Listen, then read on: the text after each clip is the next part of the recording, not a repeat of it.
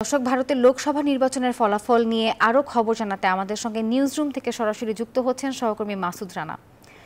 মাসুদ, দীর্ঘ 2 থেকে আড়াই মাসের একটা নির্বাচন চলল ভারতে। সেক্ষেত্রে আপনারা কিন্তু সবসময় তথ্য সংগ্রহ করেছেন এবং এই খবরের সঙ্গেই ছিলেন। আপনার কাছ থেকে জানতে চাচ্ছি, কি মনে হচ্ছে তৃতীয়বারের মতো নরেন্দ্র মোদী কি আসতে যাচ্ছে ক্ষমতায়, নাকি এবারে বাজিমাত করতে যাচ্ছে জোট ইন্ডিয়া? এবং সেই সঙ্গে জানতে চাচ্ছি এই পুরো ফলাফলটি আসতে ঠিক কতখানি সময় লাগতে পারে?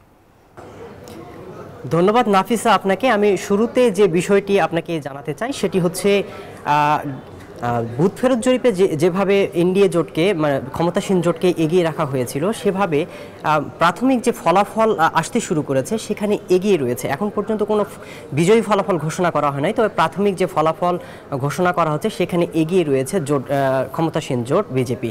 সেখানে আমি যদি বলতে চাই, সেখানে এনডিটিভি এবং বিভিন্ন গণমাধ্যমে যে তথ্যগুলো আসতে শুরু করেছে, এর মধ্যে আমি যদি আপনাকে জানাই, সেখানে এনডিটিভি বলছে যে বিজেপি জোট 300 আসনে এগিয়ে রয়েছে এখন পর্যন্ত। এইদিকে কংগ্রেস জোট এগিয়ে রয়েছে এখন পর্যন্ত 212টি আসনে।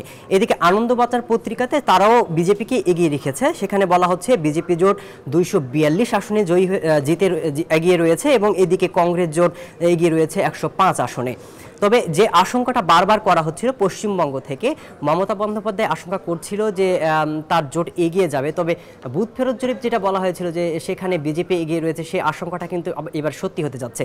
সেখানে পশ্চিমবঙ্গ লোকসভার আসন যেখানে 42টি, সেখানে এখন পর্যন্ত বিজেপি এগিয়ে রয়েছে 17টি আসনে এবং সেখানে মমতার দল পিছিয়ে কয়েকটি আসনে, সেখানে 11টি আসন এখন পর্যন্ত এগিয়ে রয়েছে। এই ছিল নিউজরুম থেকে আমাদের সর্বশেষ তথ্য। মাসুদ, আপনাকে ধন্যবাদ। দর্শক, ভারতের লোকসভা নির্বাচনের ভোট গণনার সবশেষ খবর জানাচ্ছিলেন আমাদের সহকর্মী।